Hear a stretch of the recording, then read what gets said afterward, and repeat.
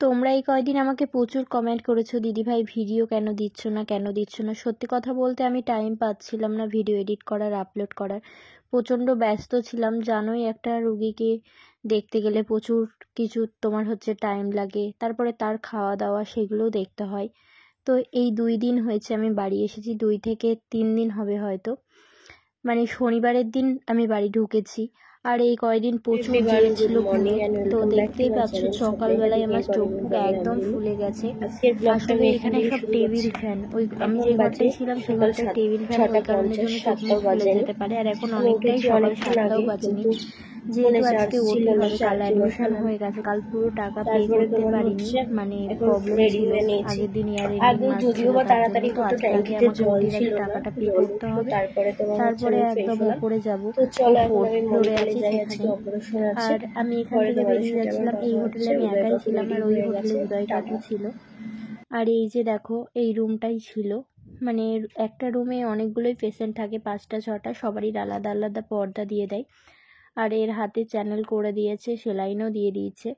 এবার রিভিলাইজার না কি বলে একটা নাকে, ওই তোমার অক্সিজেন টাইপের, ওটা দিয়ে দেবে। আর এখানে সিবিসিটা চেক করে দেখছিল যে সিবিসিটা ঠিক আছে নাকি। অনেক সময় দেখবে প্রেশার সুগার হাই হয়ে যায় অপারেশনের আগে, সেটাই এই দাদারা চেক করে নিচ্ছিল, এই যে স্টাফগুলো আছে।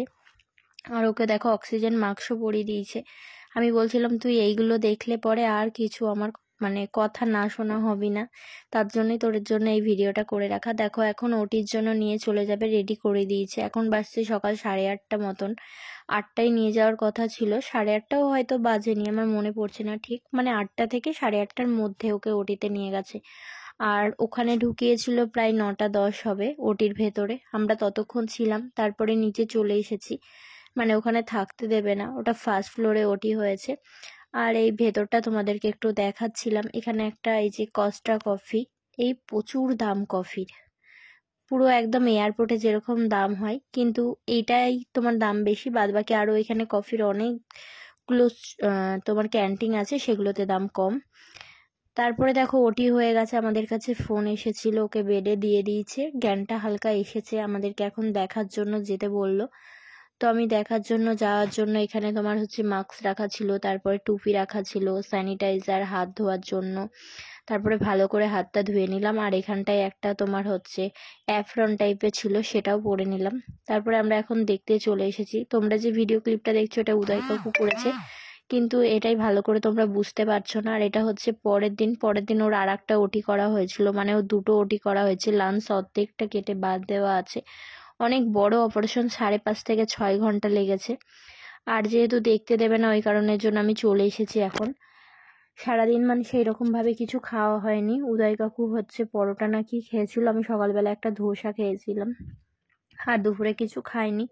প্রচণ্ড খিদে পেয়েছে, তাই উদয় কাকুকে বললাম যে চলো, বললো এত বেলায় আমি আর ভাত খাবো না। এখন প্রায় 5টা বেজে গেছিলো, কারণ আমরা ওই 4টের দিকে একবার দেখে তারপরে ডাক্তারের সাথে কথা বলে বেরিয়ে এসেছি, কারণ আজকে আর দেখতে দেবে না, আইসিইউতে বারবার দেখতে দেয় না, একবারই দেয়, আমাদেরকে তাও 2বার দেখতে দিয়েছিল। আর উদয় কাকু খেলে এখানে চকলেট শেক, আমি খেলাম একটা বাটারস্কচ শেক।